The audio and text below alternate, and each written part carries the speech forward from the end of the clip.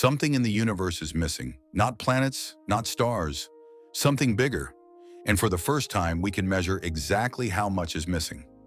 Dark matter was supposed to build the universe we see, but when we finally mapped where it went, the universe came back smoother than physics said it could be. For 100 years, dark matter has been the ghost holding galaxies together. We knew it was there, but we never saw it directly. Then something changed. New surveys started tracing dark matter's fingerprints across billions of light years of empty space. And when the maps came in, they broke the prediction. The universe today should be clumpier than it looks.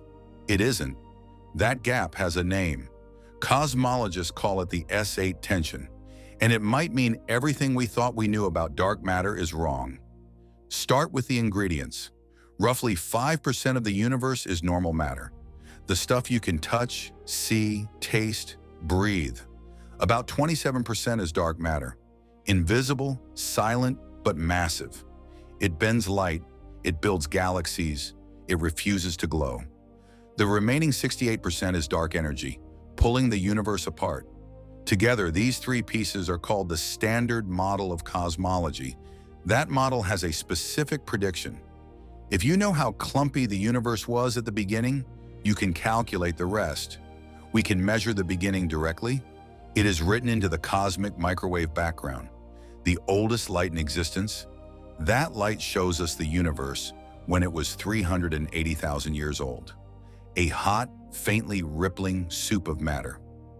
Those tiny ripples were the seeds. Every galaxy, every cluster, every cosmic web filament grew from those first faint patches of density. Gravity did the rest. For 13 billion years, dark matter pulled itself together, and regular matter fell in behind it. So the prediction is straightforward. Take the ripples in the ancient light, run gravity forward, see how clumpy today's universe should be. Cosmologists have a number for that clumpiness. They call it S8. It measures how tightly matter has bunched up over time. For decades, we could predict S8 from the early universe, but we could not measure it directly today. The technology did not exist. Then the sky surveys started coming online, and with them, a technique that finally let us weigh the invisible clumping around us. The technique is called weak gravitational lensing, and it turns the entire sky into a map of dark matter. When light from a distant galaxy passes near a large mass, that mass bends the light. Just slightly. Just enough to distort the shape. A single galaxy tells you almost nothing. The distortion is smaller than the natural variation in galaxy shapes. It vanishes in the noise. But if you measure millions of galaxies at once, the distortions line up, and a hidden pattern appears in the sky. That pattern is a direct measurement of every mass between us and those galaxies. Every clump, every filament, every void of the cosmic web. 4 surveys push this technique to the edge.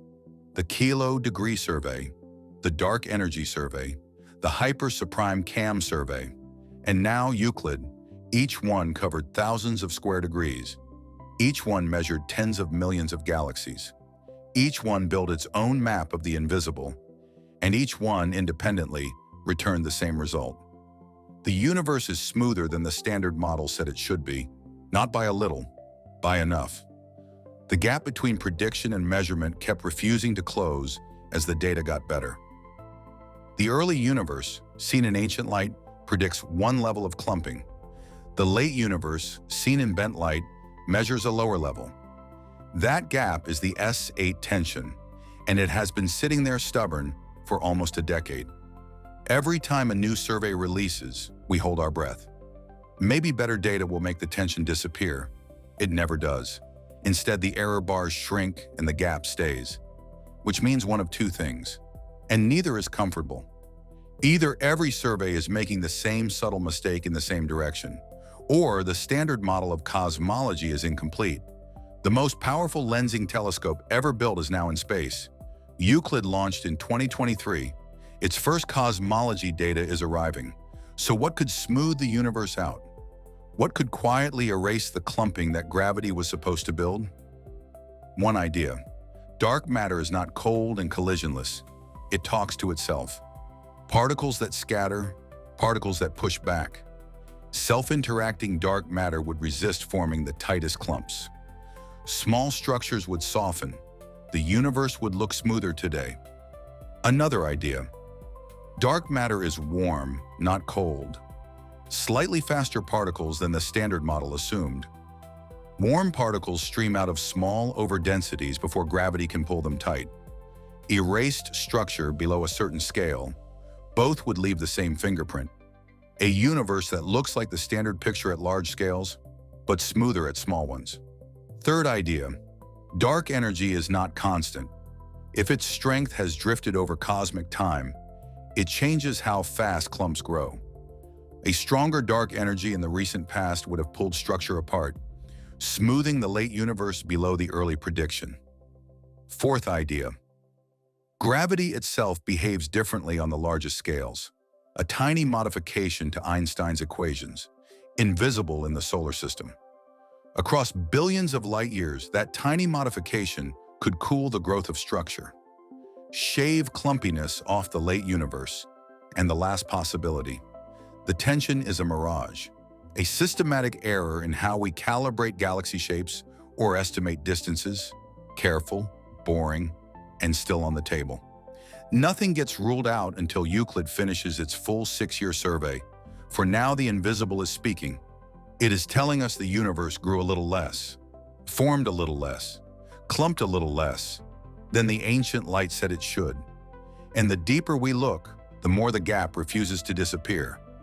Either our measurements are hiding a mistake we have not yet found, or something is missing from our picture of the cosmos. Perhaps dark matter is not what we assumed. Perhaps dark energy has a life of its own. Perhaps gravity works differently at the largest scale. For 100 years, we could only guess at how the universe was built. Now we can measure the blueprint against the building, and the two do not quite match. Something in that gap, small as it is trying to tell us something. We built the standard model to explain everything we could see. Now, for the first time, we can also see what we cannot explain. The invisible is not silent anymore. It is telling us the story is not finished. We just have to keep listening.